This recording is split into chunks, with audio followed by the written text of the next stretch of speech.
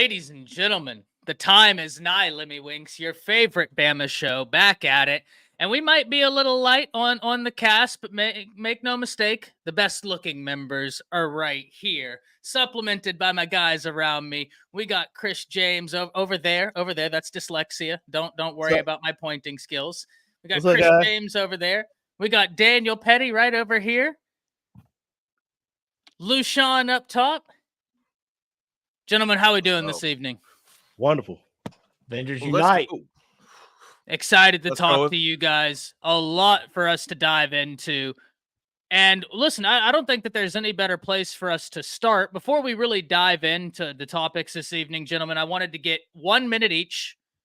Your thoughts on the Tony Mitchell situation as he enters the transfer portal right before we come on air. I feel that we would be remiss if we didn't talk about this because it is the newest news. And we're going to go right in there we go again. We're going to go right in this order.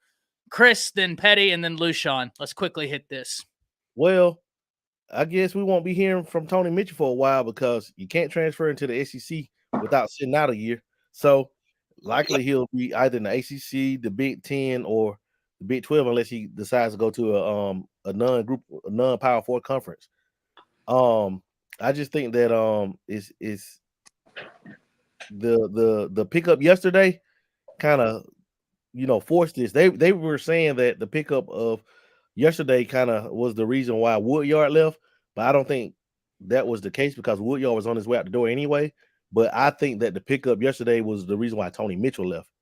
So I mean, you can't miss what you never had. He hasn't played a down like that. I mean, a significant snap. So you can't miss what you never had. So it is what it is. Passing it over to Kat Medell. What's up, guys? Thoughts on the Tony Mitchell situation? Man, I'm sorry. I just transferred a portal back into the final whistle, and let me tell you, it's not like the final whistle. So, I don't know, man. It's just weird to see these kids hop in the portal. Like I don't know what type of kids we're raising. Any little adversity, but that's the rules. They allow it. It is what it is. I would have tried to compete. That's just me personally. See where things stand. But it's that day and age that we live in. So it is what it is. I'm not transfer portal anywhere. So I'm glad to be back here with my guys. Transfer portal to Rose Towers. Oh, yeah. Glad to have you back, sir. Petty, my man, talk to me. What was your thoughts on the Tony Mitchell situation? I've had a minute to process it. I was on the other show and watched a grown man cry over it. So I'm going to go a different way, man. I hate this new era where kids just leave and do whatever, take the highest bidder. In the old days, it was hard to process kids. You had to go through stuff and everybody looked down on you, but it kind of shows some character. If they're going to do that this quick, that wasn't going to be the guy you wanted in the locker room anyway. So in this new era where you can just hit the transfer portal, good, process yourself. We didn't need you on the team anyway. We'll easily replace you, bring in a new kid. So fine. Whatever. He processed himself. Next man up. Lushawn, thoughts, my man? I mean, it's simple. You see this A I got on my chest right here? It don't just stand for Alabama. It stands for alphas. If you ain't one, get on. And that's what I got to say about that. Hard to argue with it. Now, gentlemen, I'm going to give a little bit of a spiel on this, so if you would allow me, right? This doesn't surprise me for a few reasons. One, I hope the best for Tony Mitchell. I hope you find what you're looking for. Hope you're able to showcase your ability and try and get to that next level, right? Whatever it is you're looking for, certainly hope you find it. And good luck to you and your family. I'll wish you the best. But gentlemen, when we look at this, one, Alabama's not necessarily hurting at safety. I know there's a lot of talk about they need defensive back experience. More poignantly, they need cornerback experience. When I look at this safety position, you got Red Morgan, you got Keon Sabb, you got Malachi Moore, you got Patrick Jr., and dare I say, that with the Devontae Smith as well, when he's healthy and he's looking healthy, ready to go, he is going to be a player in this. And dare I say, a major name just hit the transfer portal from Michigan State. Michigan State just got Ed Woods. How about we get some get back? Jaden Mangum had an incredible season for Michigan State. You need some safety help. Boom, there you go. Unless we forget, Alabama just pulled in Cam Howard. So I wasn't super surprised to see this news, much like I wasn't with Peyton Woodyard. Now, Peyton Woodyard did surprise me more, but gentlemen, this is the last thing I'll say on this before we move into our first topic. The situation with Woodyard, I don't think that Cam Howard had anything to do with that. The transfer portal can take for up to 24 to 48 hours for your name to pop up. So I'm of the mindset that Peyton Woodyard entered his name and submitted that paperwork with the university over the weekend, which made them go to Charlotte and get another defensive back to supplement that loss, because it takes a day or so for your name to pop up in the portal. Safety is going to be interesting. Alabama has some names on the table. And speaking, especially at defensive back, you have D'Angelo Pons, JMU. Have you Anthony Johnson Jr., Western Kentucky, Kobe Minor, Indiana, and Javion Cole from San Jose State. Takario Davis taking his name out of the transfer portal today, so he is going to stay with Arizona. The last thing I'll say on this, gentlemen, is I'm fascinated by the transfer portal because I'm fascinated by agents of change. And right now, 2 agents of change in college football, the unconstitutionality of their antitrust structure and the transfer portal, because these are 2 things that are going to bring about sweeping change into the game we love. But, guys, with that being said, I personally blame Daniel Petty. He had Milroe. Well, that solves that. When you're trying to put your best athletes on the field, guys got to leave. And when it comes to me placing Milroe, it puts fear in guys at, the wide receiver position, the tight end room should get nervous. All over the field, man. And Chris, I just think that you're looking way too much into this. Auburn has lost a heap of players. Why? Because this is college football 2024. If you're in a position where you don't get that starting job off the rip, they'll go somewhere that will give them the starting job off the rip. How many players has Auburn lost? I mean, it's the nature of the game, right? It has nothing to do with anything other than it's college football 2024. There's a reason why Ohio State's losing players. Texas just lost a starting cornerback and then a supplemental cornerback. It's just the nature of the game now. But let's talk about more of the nature of the game. Part of the nature of the game is getting to the NFL. Gentlemen, we need to talk about Jermaine Burton because in our background, we have been talking about whether or not Jermaine's Burton draft stock was affected by quarterback play. And I want to open this up. Now, if you guys don't mind, I will very quickly start this because I fundamentally reject this question as it's posed, right? If we're attributing it to the quarterback. And here's why. You had an offensive coordinator in Tommy Rees that, God bless him, he tried, but you didn't do anything to help Milroe. You didn't sequester the offense to one half of the field like we see even Steve Sarkisian doing with Quinn Ewers. You have a quarterback guru in Steve Sarkisian and a former 5-star quarterback, and he's continually making the game easy for him.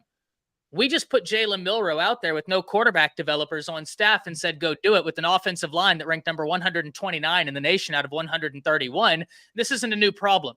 Our offensive line is ranked 99th, averaged over the past 3 years. That's not the Bama standard.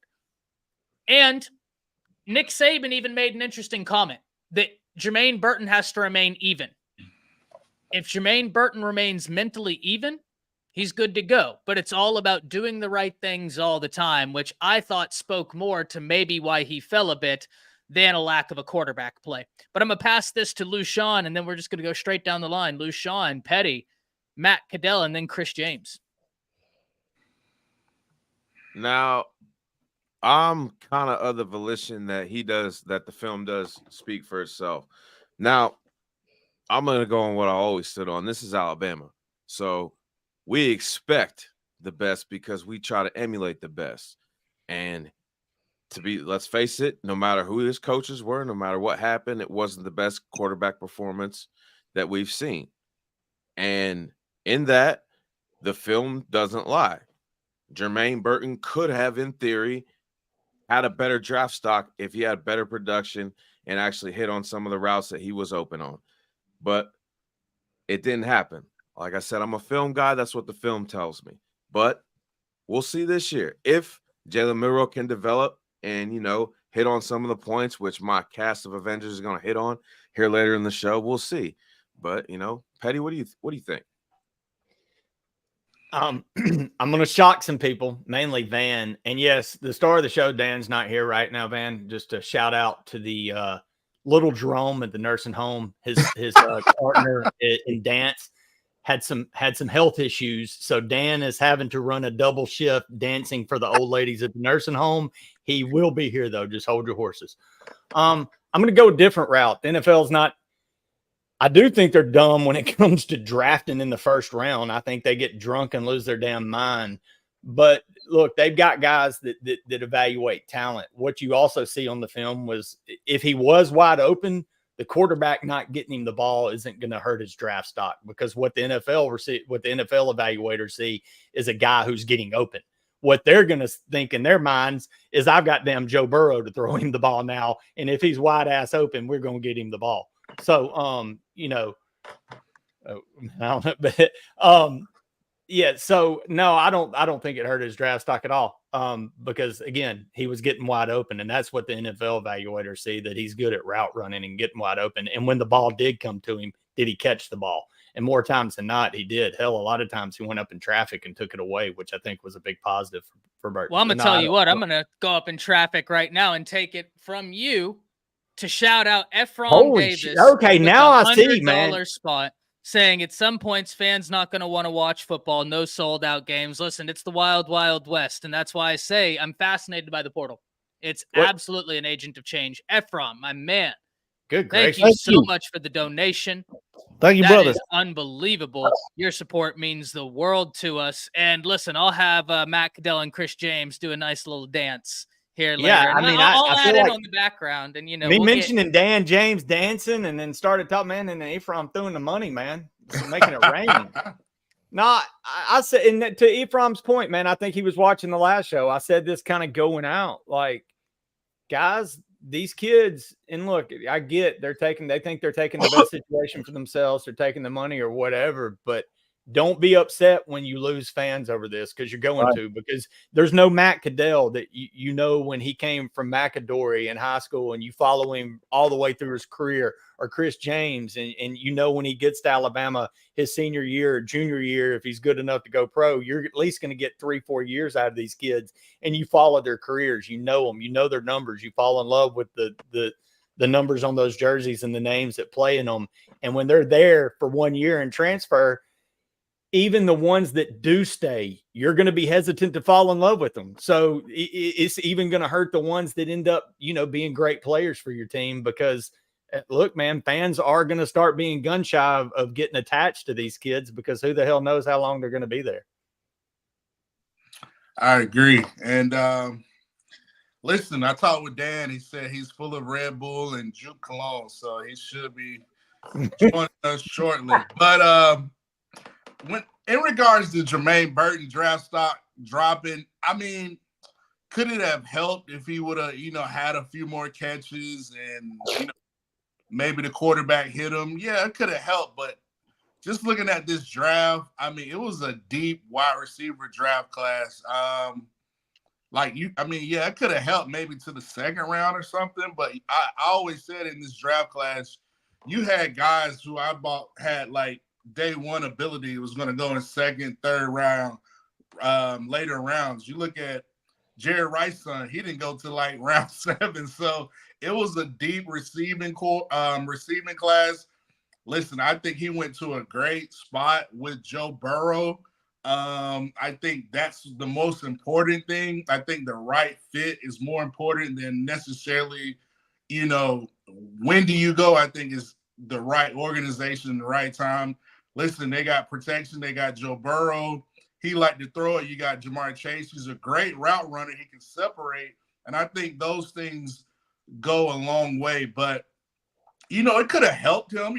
Some off-the-field things could have helped him as well. So I just think at the end of the day is where you get, do you go to the right fit? He's an amazing fit. I actually think he's one of the better fits out of all the receivers, going to a veteran all-pro quarterback, Zach Taylor, all those guys, how they know how to do things offensively. So, you can make the argument either way, but I'm saying, listen, I think he just went to the right fit. Chris? Yeah, I think he went to the perfect fit for him. Like you could be the number 2 guy if they were to do away with T. Higgins. You could be the number 2 guy. And I think that he's gonna see a lot of one-on-one matchups and with a great quarterback that's gonna show what he can do. But I feel like some people had him as a top 50 guy on their board.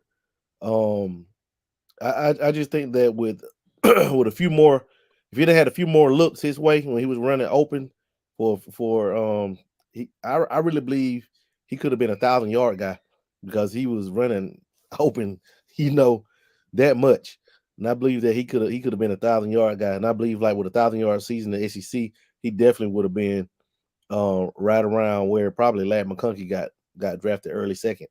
I think that he could have been somewhere in the early second round, but he still averaged 20 yards, over 20 yards per reception, led the SEC yards per reception. I think third in the country. So I just believe that his stock could have been, could have been helped out with the if a few more balls had gone his way that would have been completed to him. But other than that, though, he's in the perfect situation. I mean, right there in Cincinnati, man, with Joe Burrow and Jamar Chase, man, they're about to do some things, man. And I think he's gonna have a breakout rookie year. And if I may ask one question, Petty, before I pass it to you, this is my only this is why, Petty, I love your point on this about like, hey, the NFL is looking if you can get open. Was he 1,000-yard guy with Bryce? No, he wasn't 1,000-yard guy with Bryce. No, that's the best quarterback that's played at Alabama, in my opinion. He wasn't 1,000-yard guy with Bryce, and he put up better numbers with Milroe. Hey, but also to his defense, he had Bill O'Brien. We had Tommy Reese, who has been an offensive coordinator for like 4 years and is 32 years old. Bill O'Brien was in the NFL. He redid Penn State. I think that is actually a counterpoint. Hey, they were drawing plays in the dirt, under Bill O'Brien. I just wanted to point out to Van, who always likes to call me out from a Milroe hate, that it's our boy Chris. It was kind of subtly pointing out that maybe somebody was missing wide open receivers all year or something. And that was, look, there were whispers of that throughout the season that guys were running open. But I think that was Chris brought up this question. I think that was kind of some open guys maybe missed. Yeah, man, I'm just opening the door for Ty. Ty's ready to rip it all up. You still agreed with it. You still agreed with it, Petty. Hey, I'll say it, but I mean, it is what it is. If you're no lie, Matt, no, I've never been tight to hold my tongue. I'm gonna say what I feel. I mean, it was some missed opportunities, but like I said, to his defense, I mean, it's hard, man. This is your first time starting. I mean, like I expect to be much better this year with like his timing, his quickness, and sometimes like with the bad snaps, your timing is off. Your eye level changes from catching it and scanning the field to having to catch it and look down, pick the ball up, then try to find out where your receivers are. So, I mean, all of that goes hand in hand. It was a lot of factors that played into that. I think that's my point, is I think it's just kind of, and not to say Milroe is perfect, but I think that there's multifaceted situations, right? And that's always how I like. But I'll tell you, it's another multifaceted situation, gentlemen. We got to go to the court now where I have no knowledge, but my cast around me has plenty of knowledge that I rely on, and they make me look real good for my stupidity. And I thank you all for it. Grant Nelson coming back. Gentlemen. Yeah. I know this is big, but reinforce why I know this is big. Chris, I'll start with you. If you go rewind, Grant Nelson was a major catalyst in our Final Four run. So that guy, I mean, he that North Carolina game, you put on the tape, man, he looked like a first rounder. I mean, and then he went up against UConn. He went and dunked on the guy that was blocking everybody's stuff. And I mean, like he played like a man possessed. And if that's the Grant Nelson that we get back this year, man, in addition to what we also got out the portal and everything, all the pieces around, like we legit right now, if Mark Sears comes back, we will legit have 12 players that all like are capable of playing starter minutes. Like that team, that's how loaded they are. And with Grant Nelson, with his versatility, he could play the 4, he could play the 5, he could play some 3 and bigger lineups. it's just so much that we can do with him, man. He can play the kind of like the Herb Jones role and isolate it, give him the ball, clear it out for him on one side, and watch those guys try to guard him, which they can't. So I think, man, that's huge, man. Now we're just missing Mark Sears. But Grant Nelson coming back automatically makes us a top 5 team going into next season. Matt Caddell. I want to get Petty's take first, and then I'll go out to Petty. I word for word, Chris's first sentence was what I was going to say, man. He was just so vital to that Final Four run, and he took over in the second half of the Carolina game. I mean, that experience alone in the tournament is second to none. I mean, he's done it on the biggest stage against some of the biggest teams in the grinder, and now you get him as a seasoned vet coming back as a leader on that team, and and look, man, I don't know what the word is on Sears. I kind of expect him to go pro if it hadn't already been said. But even if he does, man, I think Coach Oates has shown a propensity to just plug and play and find guys from all over. I mean, the core 3 this year were all guys from smaller schools and Nelson and Sears. So, I mean, yeah, man, it's huge to get a guy like that back. So, man, it's just ending so hard to get excited about basketball being so far away, but you can't not be excited that this isn't, the new Bama standard for basketball as well. So good stuff. What you think, Matt? Great stuff. I mean, listen, the future Larry Bird is back, man. Listen, the Alabama, the stash. Listen, I think to y'all's point, he got a taste of how big time he could possibly be. And, he could probably put it together for, a whole year and be that lottery pick, I think he fits perfectly in what the NBA is doing now. He can stretch, he can play the 3, he could do whatever. But yeah, I think it's great. And I think it's great. I think he's going to be hungry, having that Final Four feeling and coming up short. I think these guys, Coach Oates, Coach Murphy, are going to be motivated to finally get over that hump and cut those nets down at the end of the year. So I think this is just more motivation for Alabama basketball to go crazy this year. So I'm excited, and I'm excited to see, how he improves his game and how he helps the team this upcoming basketball season.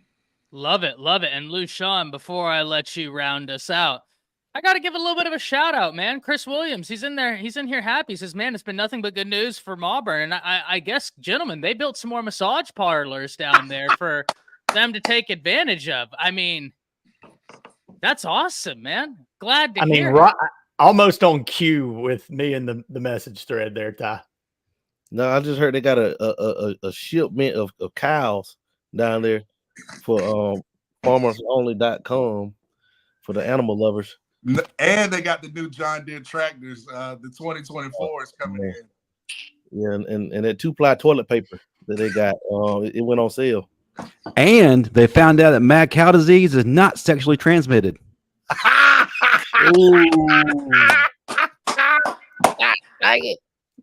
Yeah, that's that is a win down there. That is Ladies a and win on the gentlemen, plane, buddy. Nobody transferred from my brother in Christ. Y'all were relying on players that weren't starting at Alabama to help you this year. That you got from the transfer portal, and those guys were going away from the guys that we have now. So I don't know where logic starts and cap stops in your brain, but I'm interested in finding it out. Lushawn, my man, talk to me about Grant Nelson.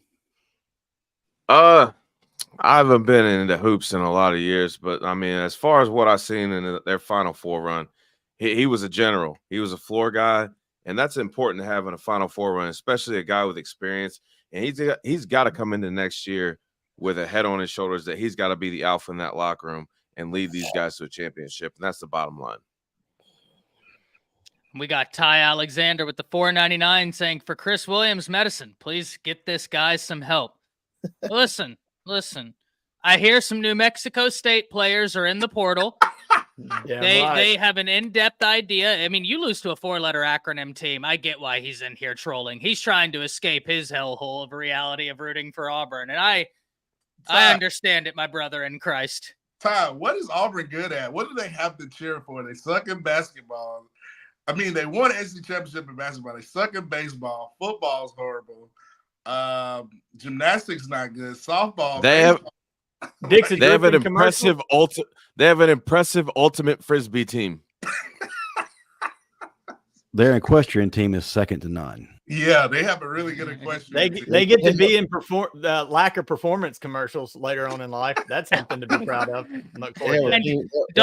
Animals. Nugenics, Listen. NIL money. Listen, there's got to be a commonality in every sport. They're winning the All Hands Award. So I mean, there's got to be something. There's got to be something to that.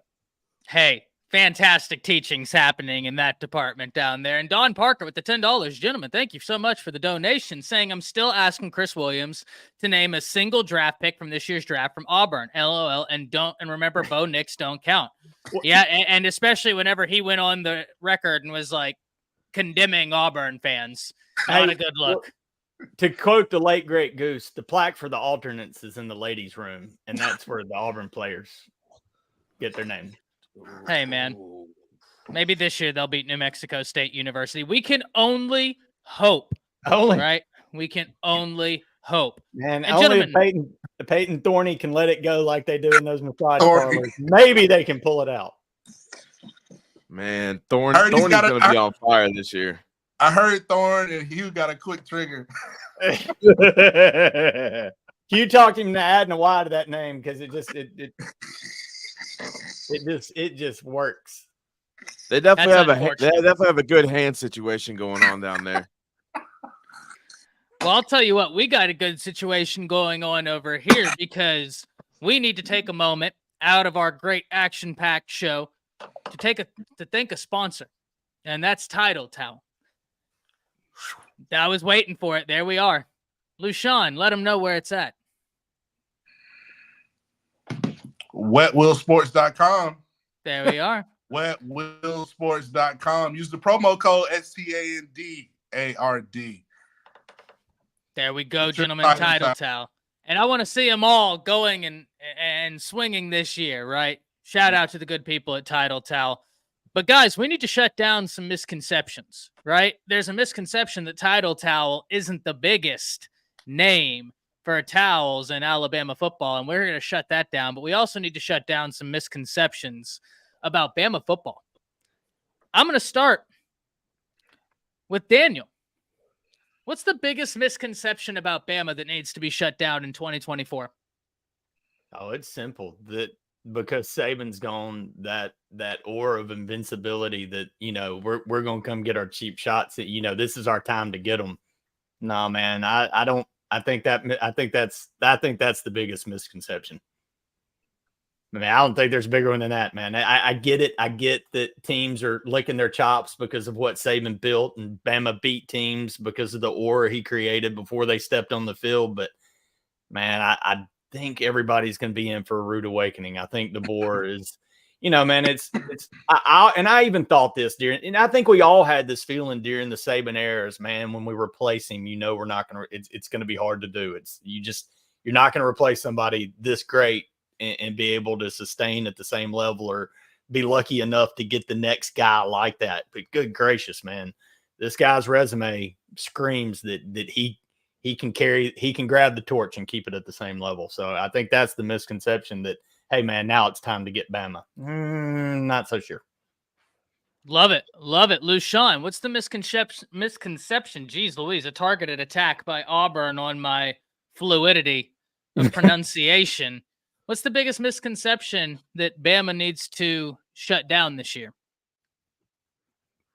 For lack of a better way to kind of continue what they're doing without taking everybody else's, thunder, I'm going to go a different way. It's going to be that he's not going to be able to recruit in the South. Let me just, guys, he's not going to be able to recruit in the South. Within the first 30 days that he was at Alabama, look what he not only retained, but was able to attain in that 30 days. And he can't recruit in the South. What are we in, April? Look what he's already done in the South. I think the biggest misconception to me, there's way too many, but the one I'm going to really hit on is that we're not going to get players, that you're going to out-recruit Alabama. Listen, guys, This is not a free hotel. This is not Motel 8. This is not Auburn. This is not a school that Conference USA is not only going to beat and then out recruit and then steal our players. Like, listen, this is still Alabama. And Caleb DeBoer is not only retaining the level of recruiting, he's taken it in a different direction to where the game's going. And everybody needs to hop on the train, because I can guarantee you this: the train's running over everybody in college football. And I can speak for everybody on this panel and most of the people in this damn group chat. We can't wait. Love it. Love it. Chris James. Yeah, I think the biggest misconception is the cupboard is bare. Like, people believe that we lost all our talent to the transfer portal, but if you look at the team talent, we're still up there. I think still number one. If you look at the team composite, talent composite, I think we're number one, no worse than two. But we're still loaded, man. And people just think that, oh, Saban's gone, blah blah blah. Oh, he's finna go back to the Shula days. Nah, I don't see it. I don't see it. And I think the biggest misconception is that we're vulnerable and we don't have any talent in Tuscaloosa. I love it. Matt Cattell. Yeah, I think the biggest misconception that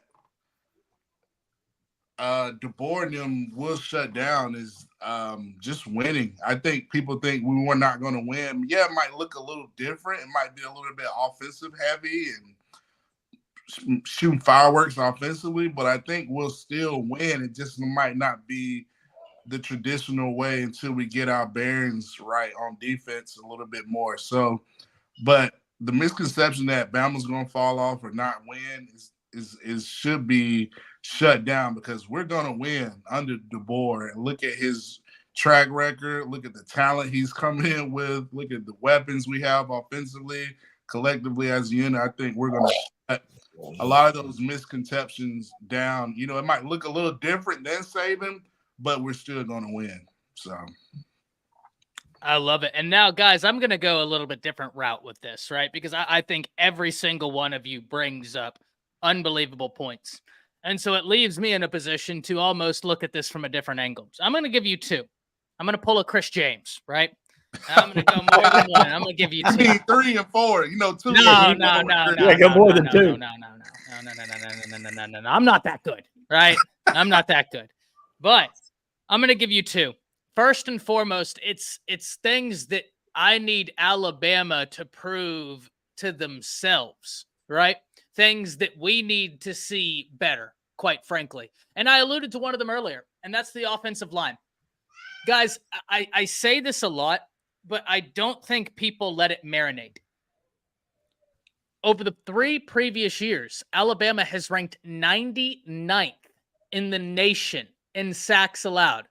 Matt, Chris, Lushawn, Daniel, if I told you, without you knowing, that, hey, a team this year that has a brand new quarterback that's never started a game, brand new offensive coordinator, brand new defensive coordinator, are they going to be able to be in the playoffs, beat Georgia with an offensive line that ranks number 129 in the nation? Are they going to be able to take Michigan to overtime?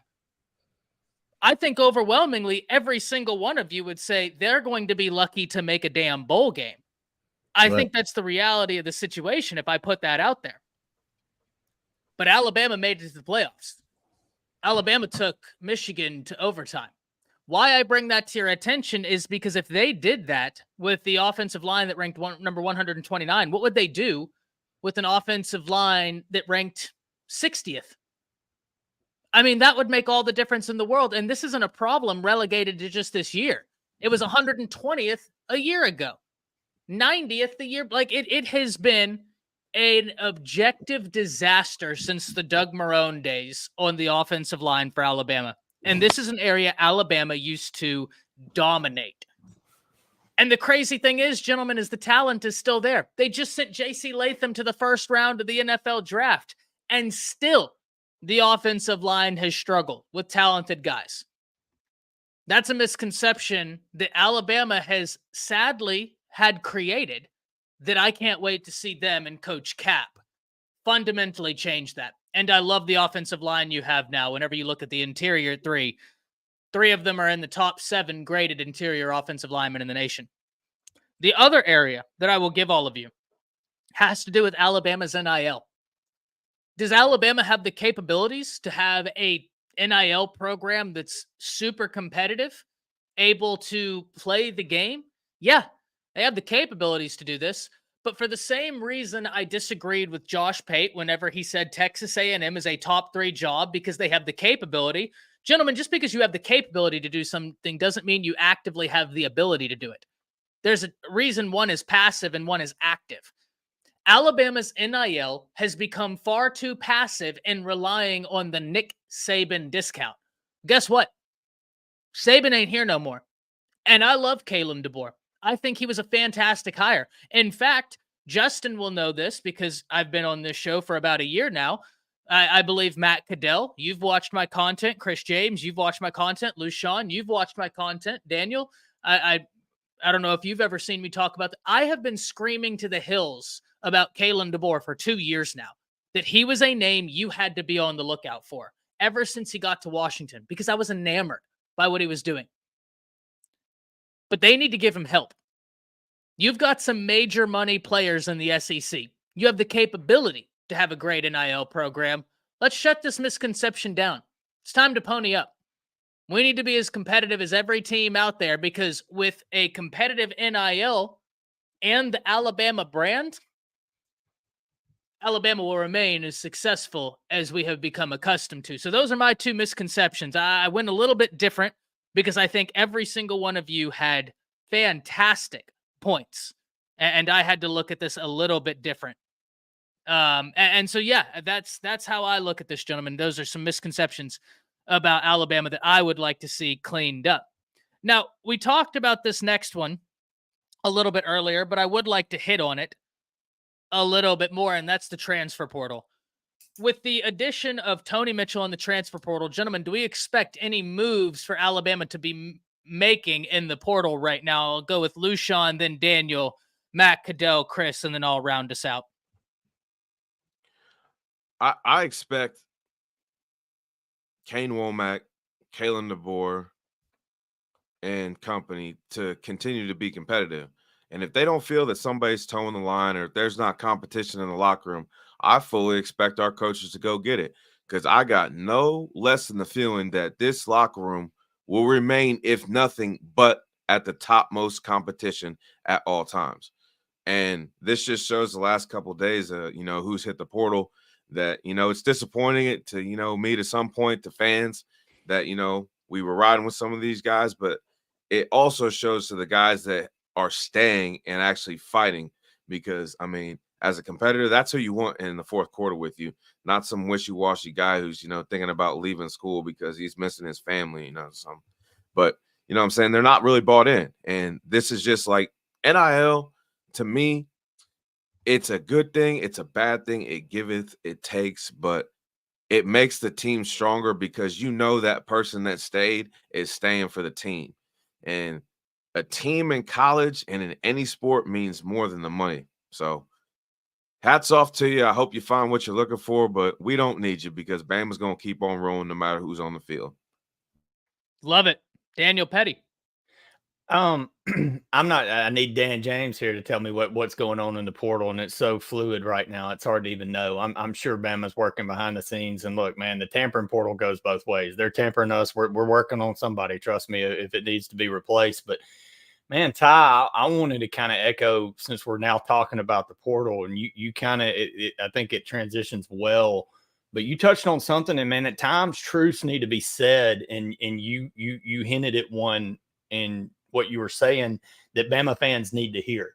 And it's not like a hard truth, but it is something that, man, you can't rest on your laurels. And you mentioned the Bama discount. There was a Saban discount, because look, man, there's a discount because the main goal for every kid, and we got 2 right here that can tell you this, when you came to Alabama because you loved it, but your goal is to get to the NFL. You want to play at the league. That's your ultimate goal when you go to college, and that's the next step. And there's a discount because, man, you walk into Alabama's that recruiting room where it shows all the NFL teams, and it's a freaking who's who right now on every NFL team of nothing but Bama players. Bama didn't have to pay what other teams were paying to get some kids because you could tell them the next step's Alabama. And I'm about to tell you a hard truth. Saban leaving does change that. And there is a team in the SEC that's now getting that, and it's the University of Georgia. They are now getting that benefit of the doubt with recruits. Ty, more than anybody, can echo this sentiment, and he knows it as well as anybody. But I promise you right now, Georgia is getting that benefit of the doubt on not having to pay kids what other schools are having to pay them because they can get you to the NFL. Go to the other side. They talk about Lane Kiffin being the portal king. It's because Ole Miss had to be on top of it to even be in this new world of football because they got left behind in the old one because there was a ceiling for Ole Miss.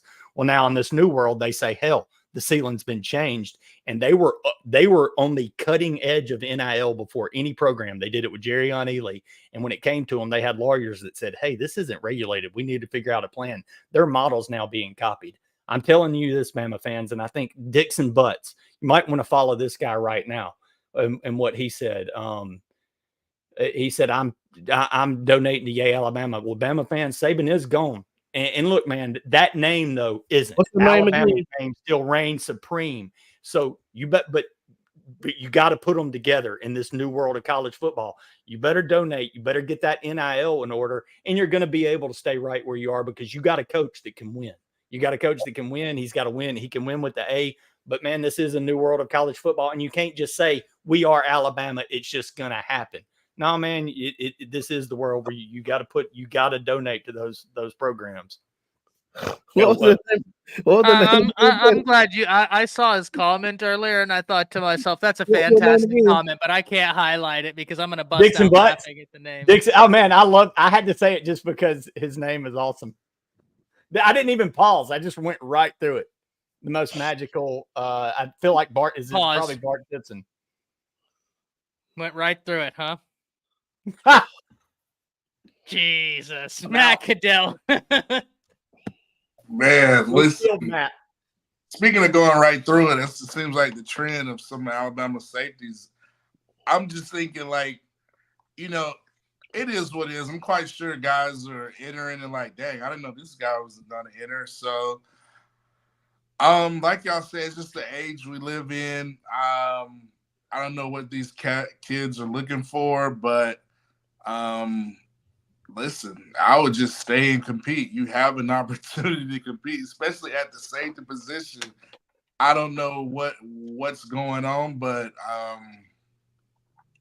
I don't know. The more you leave, the more you open the opportunity for somebody to come get your spot and get that playing time. So, yeah, I know NIL has something to do with it and all that stuff, but you know, I just think sometimes you got to look at your opportunity you have at hand. You got to look yourself in the mirror and just go out there and do what you have to do to improve. You know, it is what it is. But I do think Alabama would get some guys, especially on the cornerback. Hopefully they can get some guys to come in and help us at least have that SEC depth that we're accustomed to in the secondary. But other than that, listen, this is the day and age we live in. Like you said, you got to get NIL right. And listen, you got to baby these kids, it seems like, because if something goes wrong, if they drop a book or something, they're in the portal or whatever. So it's just the day and age we live in. And till things change, it's going to happen each year, each portal time. So portal will be the biggest news outside of the actual game being played. Chris James. Like they say, the portal giveth, the portal taketh away. So, I mean, man, these kids they're gonna be kids, man. It's like it's a me. What can you do for me age? So it's like, and I felt that comment when Ephraim said, like pretty soon there won't be enough fans to fill up the stands. But if they don't regulate this NIL, man, this transfer portal, that's where this sport is headed, man. You know, because a lot of people are turning away from the NFL because you got a guy with a bruised toenail. Oh, he's missing week 8 with a bruised toenail, or bruised eyelid, just something crazy. And it's actually like getting that way in college, man. So I just think that Bama is still gonna be Bama, and they're still gonna roll. They're gonna get their guys, they're gonna lose guys because the days of stockpiling 5-star talent is over with. I mean, even in Athens, look at guys hitting the portal there. So you just gotta work with what you got, man, and just hope you can hang tight on your main core guys up, through August. Once you get to August, it's all good. You know what you're working with. But this time of year, you don't know if your backup running back is going to be there anymore, if your starter is going to be there. So it's kind of like taking it with a grain of salt. You just gotta hold on, man, and persevere. That's just this day and age in sports, man. Period. I mean, even down to the high school level, to some extent. So, we'll be all right though. I ain't in the crowd with spilled milk. Well, gentlemen, luckily I'm here to give you the flip side of this equation, right? Alabama's safety depth, I really like it. You have Devontae Smith. I mean, you have Red Morgan. You have Keon Sabb. You have Malachi Moore. You have Brayson Hubbard. You have got Cam Howard. And here's the interesting part. Michigan State safety Jaden Mangham enters the transfer portal. Really productive year this past year for Michigan State. They were not happy whenever that name entered the portal. I don't know if y'all peeped their message boards. It was glorious. Yeah, they it was were amazing. Happy about Ed Woods in the portal and then complaining about the guy leaving. Yep, because that guy is a dude, Matt. Like, he is a dude. I wouldn't be shocked at all if Bama kicked the tires on that. But like I said, I understand if they look at the safety position and said, we'll be fine there. In terms of cornerback, this is the only area where when I look at Alabama's roster, sure, you'd love some offensive line depth, but I'm fairly certain every school out there wants offensive line depth. But it's hard to get in the transfer portal, let's be honest, because if guys are entering into the portal, more than likely they're looking for playing time, and that's a tough spot for Alabama right now. If you're asking why hasn't Bama landed more, it's a tough spot to be in for Kalen DeBoer to say, hey, I can guarantee you, Ed Woods, that you're going to start all year over Zabian Brown, over Zay Mincy, over Jalen Mbakwe. Because, gentlemen, Chris, Matt, y'all will know this better than anybody. It's one thing to be a senior. You got a real short leash. A freshman, he's going to have a longer leash than you. So if you get out there as a fourth-year senior and you mess up and that freshman goes out there after you, he may not give the position back. So some cornerbacks I want everybody to be on the lookout for. First and foremost, D'Angelo Pons. If we look at 0-3, the number 2 cornerback available in the transfer portal ranked higher than Kermani McLean, coming from JMU, where he just got done with his true freshman year. Very, very productive. Anthony Johnson Jr. is a name I would love to see them adding in. From Western Kentucky, one of, I think, 4 or 5 cornerbacks last season that finished with over a 90 coverage grade per Pro Football Focus. This dude right here can flat out play. The next is an Indiana guy, Kobe Minor. And I did notice that some Alabama staff followed him once he entered the transfer portal. Remember the name. Continuing down the list, Javion Cole. Now, I haven't heard anything in terms of a connection to Alabama and Javion Cole. And quite frankly, gentlemen, I don't understand why. Very productive player. And whenever I look at him from San Jose State, is a guy that I think could actually come in here and contribute. He's got that kind of ability. Plus, right before we came on here, Isaiah Hamilton from Houston entered the transfer portal. Yet another very productive player. And before I pass the mic off, I do want to address the transfer portal and NIL as a whole. Because I love trying to answer questions. It's part of the reason why the transfer portal fascinates me. Because it's an agent of change, much like the unconstitutionality of the NCAA antitrust structure. If you want to fix the transfer portal, you fix the unconstitutionality of the NCAA's antitrust structure. If you do that, then all of a sudden you can implement contracts. You can do things to mitigate transfer portal losses. You can't do anything to mitigate Ephraim Davis from dropping yet another $100 spot, saying, tell Dan drinks on me at the Deacon's Lounge. We'll certainly tell him that. We'll certainly tell him that, Ephraim. You are the man. Thank you for the donation. Yeah, Ephraim. Ephraim must hit the jackpot or something. Hey, he's got He's sitting over there in Philly just pulling them down. Just got paid Friday night. He's like Hugh Freeze at the end of the massage parlor Wait. experiment. He's in Philly. He's from Philly. Well, no, I think that's the point, Daniel. Whenever he has that clarity moment, and he for about 3 seconds is like, "You won't do it again, Hugh. You won't do it again." And the next day, he's right back in the parlor. So a little bit different. I think he's riding a much higher high than is our friend to the south. But that's my spiel on the transfer portal and NIL, gentlemen. If you fix the unconstitutionality of the NCAA antitrust structure, thank you, NCAA, for sitting on your hands. If I knew that this was coming since 2010, the lobotomites at the NCAA had to know this was coming, and they chose to do nothing. I feel no sympathy for the NCAA. I sympathize for the fan. I don't sympathize for that organization that has fundamentally done nothing when anybody with 2 brain cells could have told you this was coming. But the NCAA has 2 brain cells fighting for 3rd place. So what are you going to do? Now, I'll tell you what we can do. We can discuss the most annoying fan bases, gentlemen, with our remaining moments. And this isn't going to take me long. I mean, Go time. Auburn, next. I'll go. I'm gonna say Georgia right now. Georgia is, man. I feel like they're more insecure and annoying because they feel like they have to compete with Alabama at everything. So obviously I'm trying to give you something different outside of Auburn and Tennessee. So I'm gonna just roll with Georgia. Patty? I like it.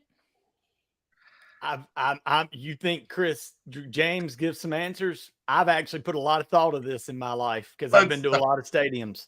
So you can't this is more than just one. You can't just say annoying because there's so many variations of the SEC fan. Yeah. So you got your trashiest Mississippi State, your weirdest Texas A&M, obviously the milkmen, cowgirl cheerleaders. The most pathetic is Auburn. Based on relevance, when Tennessee isn't relevant, nobody notices them. When they're relevant, you realize they suck just as bad as the worst fan base, which is Georgia. Let's go. I mean, Georgia grown men barking at you. If anybody that's been to a Georgia game from any fan base will tell you Georgia sucks, but when relevant, Tennessee pushes them for it. Dirty secret, everybody wants to be an LSU fan for at least one night of their life. Don't lie. You've seen how it works in Baton Rouge, and you're like, that shit looks fun. Shake your head, Lou. You haven't been to Baton Rouge for a game, obviously. It's a dirty secret. And everybody getting drunk, women with their faces painted, boobies. It's like Mardi Gras. It's awesome. Dude, they were shaking our buses. It's crazy. And their fans on both sides. Our bus is doing this. We were on the bus, like scared to death that our bus is gonna flip over on our way. I was told I was supposed to hate it when I went down there, and I freaking it was so electric for me. I was like, this is the craziest atmosphere I've ever been in. Yeah, it's like being at a game in Mardi Gras breaking. It's Mardi Gras in a game breaking out. It's awesome. Yeah, most annoying. It's like it just depends. It's like it varies, man. Because sometimes when LSU is winning, you can't stand them. Like when they're winning with Tennessee, I forgot what Tennessee fans are like because they haven't done nothing in like 20 years. So I forgot what their fans are like when they're winning. Auburn, I forgot what they're like when they're winning. But they remind you what they're like when they're losing. No, because sometimes they go into hiding for a while. And then Plus Auburn and winning, those are just two statements that don't belong in the same sentence. But insecure Georgia, I mean, oh my God, they are insecure to like the T. But I mean, just Auburn, I guess, most annoying fan base. I don't know, man. Georgia fans, they've been taking the cake the last few years, man. They're barking at you and stuff. It's like, dude, what are you barking for? I mean. And think about it, guys. They're 1-7 against us. And then at the one time they won without Bama's 2 starting corners and their top 2 receivers. So I mean, like, but Chris, this is what annoys me about Georgia fans. They make the most noise by having one of the smallest trophy cases. I'm like, y'all, Yeah, Vandy's you know trophy. how many titles we won at Alabama, but yeah, y'all are running y'all mouth about Alabama, which is I don't. It's just ludicrous to me. Oh, Florida, I don't know what to say about Florida. Well, they were pretty annoying when they had Tebow. They were pretty bad. Oh, if They're you've pretty been to a game in the land of jorts, it's rough. They're a bunch of Mullets and jorts. Mullets and jorts. South Carolina, Mullets and jorts. It's the redneck version of Florida. It sucks. Now, South Carolina, they have cool fans. I actually like South Carolina fans. It's They're pretty not cool too bad. environment. It's a pretty cool environment. I don't know nothing about Missouri fans because they didn't come to the SEC until after Matt and I were gone. They're a myth. They're like a unicorn. We're not sure they exist. Yeah. They're a great journalism school. Kentucky fans are cool. Football fans are cool, but the basketball fans are, oh my God, unbearable. Kentucky plays football? They got good bourbon. That's all I care about. This is news to me. I didn't know that. It's like Vanderbilt fans. It's like you hear about them. And they have those nice blue towels. Thank you, Guys. Kentucky, for those nice blue towels. You know that, Matt? Sean. I think Lou's got a wild card. Lou. Now, Lou. This is not a location thing. This is I've been literally around the world type of thing. So I've experienced different fan bases in different parts of the country.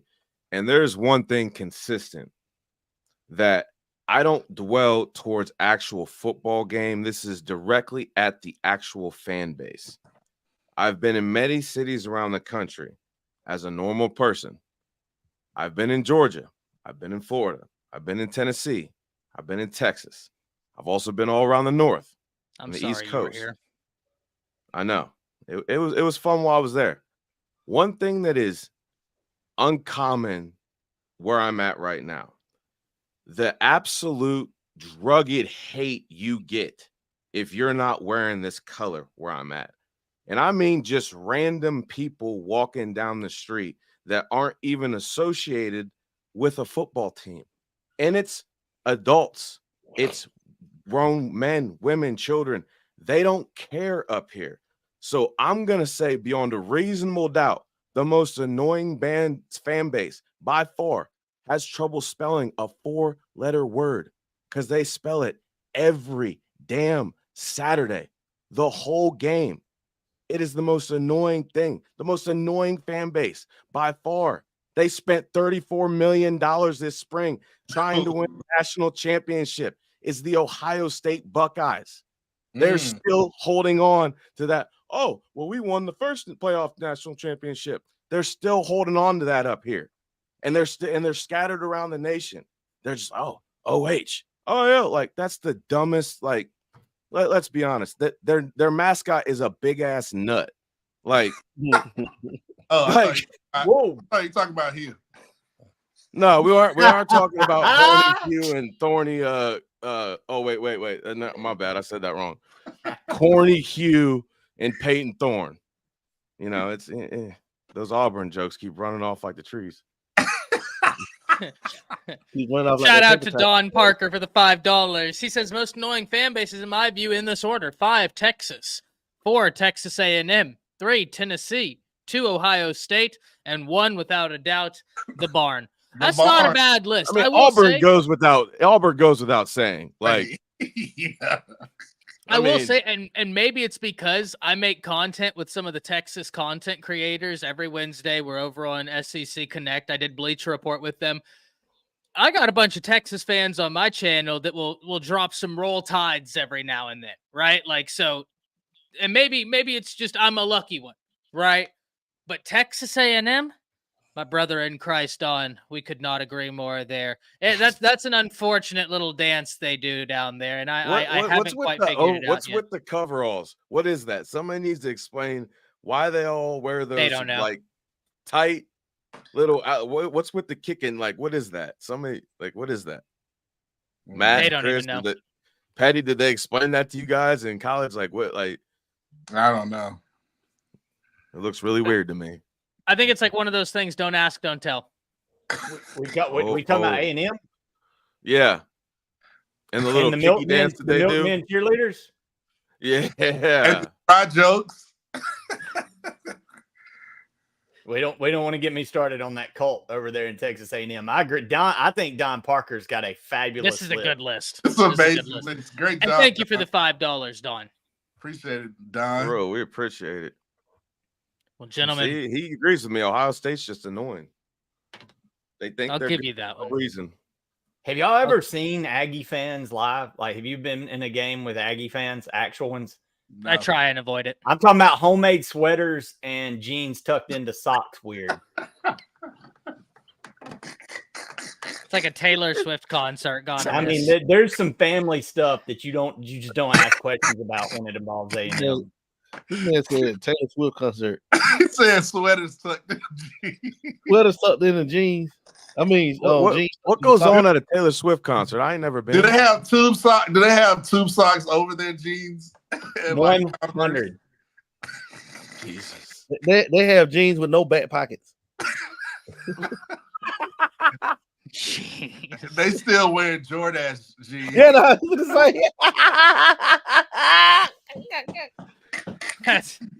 That's unfortunate. Well, gentlemen, I'll tell you what's fortunate for not only us, but all Bama fans is even though this show is coming to an end, this is still a great one-stop shop for all your Alabama content. Some other shows you need to be aware of. Tomorrow, the Crimson Dynasty at 6 p.m. Teague's Take at 8:15 p.m. And then Saturday nights, we got you covered for your late night Saturday show. Saturday nights, Talking Bama, 8:30 p.m. Be sure to be there. Show up. Give them all your support because they are also producing incredibly high-quality content. But I'll tell you what else is high quality is the gentleman sitting around this table with me. A pleasure, as always, to be here with you. I'm going to go down and let everybody know where they can find all of you. I'll start with myself. You can find me talking onto a mic on YouTube and every now and then calling people lobotomites on Twitter, which I absolutely did today. And, yeah, Chris James. There you go. Ooh. Boom, booming with it. You can find me on Facebook at Chris K. James Sr. Chris K. James Sr. on X at Coach Chris James on Instagram at the Final Whistle Chris. I stole it from Dan. And since Dan's not on right now, I'm a better looking brother. I guess those tips were rolling in. Dan's underwear got to be full of singles tonight. And change. Change. Coupons. The real talent, the real star to find a whistle since Dan. And he had to talk my nose. I thought he was gonna pop up. Matt. Oh yeah. Listen, you can find me at mcadell11, but at the end of the day, you can find me here with the greatest football cast, analysts, the Rowdy Rupert group of friends. That's here on the Final Whistle every Tuesday. Tell somebody about us. You know, we love roasting everybody, especially Auburn and Ty. You were talking about Pleasure, One-Stop Shop. I heard that's the new parlor that's going on down on the plains that he was big on. So I'm just Ty. Well, yeah, no, this is news to me, but hey, good for them. Good for them. Yeah. They need all the entertainment they can get, and I'm here for it.